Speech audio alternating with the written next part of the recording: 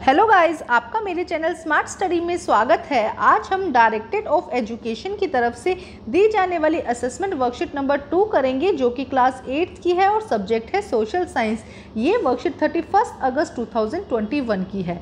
तो आइए करते हैं आज की वर्कशीट में फर्स्ट 4 क्वेश्चन दिए गए हैं, इस पैराग्राफ पर बेस्ड है, तो हम इसे रीड करते हैं।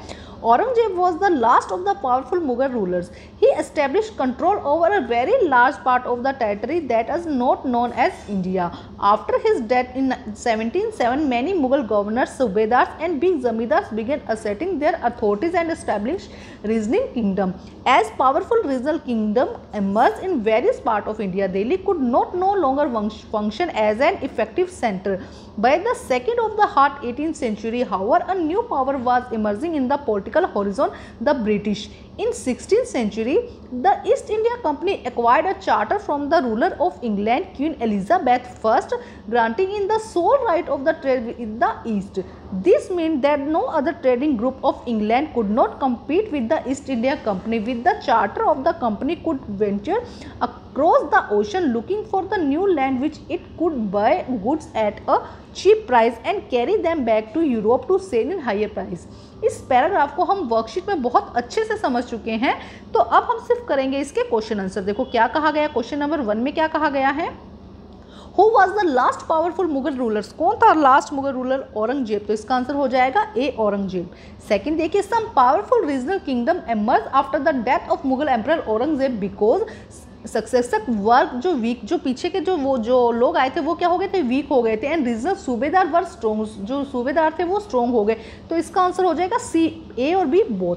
Question number 3, the charter the sole right of the trade with east given the British East India Company to right the trade with India. किसके साथ करने के लिए मिला था? इंडिया के साथ में। नेक्स्ट देखिए question number 4, who granted the charter of sole right to trade with east British East India Company. किसने दिया था? क्वीन एलिजाबेथ फर्स्ट ने। यहाँ पे सेकंड भी दिया है, लेकिन आप क्या लिखेंगे? क्वीन एलिजाबेथ फर्स्ट ने दिया था जो सोल राइट था। अब देखते हैं इसके आगे क्वेश्चन। देखिए यहाँ पर पहले क्वेश्चन को देखते हैं। क्वेश्चन 5 से लेकर 7 है 2 मार्क्स के, 8 एंड 9 है 3 मार्क्स का, और जो क्वेश्चन नंबर 10 है वो 4 मार्क्स का है। तो आइए करते हैं सभी क्वेश्चंस। तो देखिए क्वेश्चन नंबर 5 देखते हैं। Name any 2 Indian state which exist by the British East India Company under the doctrine lapse. Doctrine lapse के अंदर कौन कौन से जो इंडिया की स्टेट्स हैं वो आई थी? तो इसमें आ जाएगा सतारा आ जाएगा, जैतपुर आ जाएगा, संभलपुर आ जाएगा, भगत आ जाएगा, झांसी और नागपुर। तो कोई भी 2 स्टेट लिखनी है, झांसी, नागपुर और सतारा। 3 स्टेट मेन है, आप ये लिख सकते हैं, Satara, Jhansi and Nagpur. Question number 6 देखिए, what was the role of Peshwa in Maratha कॉन्फिडेंसी।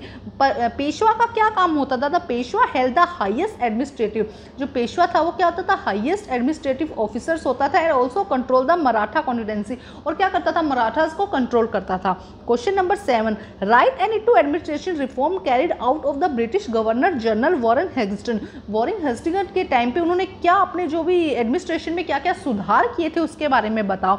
Remove of the deputy subedar deputy subedar था उसको रिमूव किया। Appointment to English collectors, establish of a board revenue at Calcutta, shifting a treasury from the Murshidabad to Calcutta. उन्होंने क्या किया था? देखो सूबेदार जो थे, डिप्टी सूबेदार, उनको रिमूव कर दिया था। इंग्लिश कलेक्टर्स को क्या किया था? उन्होंने अपॉइंट किया था। Establish of a board revenue at Calcutta, Calcutta में क्या किया था? रेवेन्यू के लिए एस्टैब्लिशमेंट बोर्ड तैयार किया था। And shifting to treasury from the Murshidabad to Calcutta. अब देखते हैं question number 8 and 9। Question number 8 देखते हैं क्या है। What was the importance of the battle of Buxar. Battle of Buxar की क्या इंपॉर्टेंस रही थी जो 1764 में हुआ था? The historical battle paved the way of the British to rule India on the following 183 years. The British East India Company gradually concern the Indian territory as the European arrived in India. तो British East जो बक्सर का battle था उससे क्या फ़ायदा हुआ British को? उससे कि धीरे धीरे जो बंगाल की नवाबी थी, जो वो दीवानी थी बंगाल की, वो किसे मिल गई थी? वो ईस्ट इंडिया कंपनी को मिल गई थी। The historical battle paved the way of the British to rule India for the following 183 years. इससे क्या हुआ था? जो ईस्ट इंडिया कंपनी थी वो इंडिया पर कंट्रोल करना शुरू कर दिया था उन्होंने। अब देखते हैं क्वेश्चन नंबर 9। तो देखते हैं question number 9, explain the provision of the subsidiary alliance devised bye the British East India company. East India company ने क्या कहा था कि वो सब्सिडरी अलायंस करेगा, तो उसके क्या प्रोविजन थे। देखो, and in Indian rulers entering in the subsidiary alliance with the British had to dissolve his own arm force and accept British force in his territories. क्या कहा गया था कि जो ब्रिटिश ने क्या कहा था कि आप हमारे साथ में सब्सिडरी अलायंस कीजिए, जिससे कि क्या होगा, एक तो आप अपनी फोर्स नहीं रख सकते और सेकंड क्या करोगे, अपनी ब्रिटिश फोर्स इन टेरिटरी, ब्रिटिश क्या करेगी, आपकी टेरिटरीज में क्या करेगी, अपनी फोर्स रखेगी।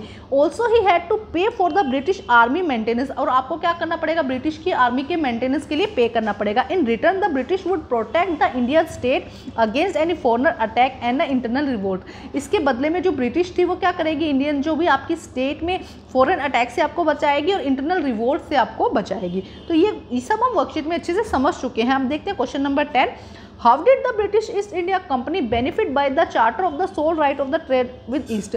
ईस्ट इंडिया कंपनी को जो सोल राइट मिला था उससे क्या प्रॉफिट हुआ था।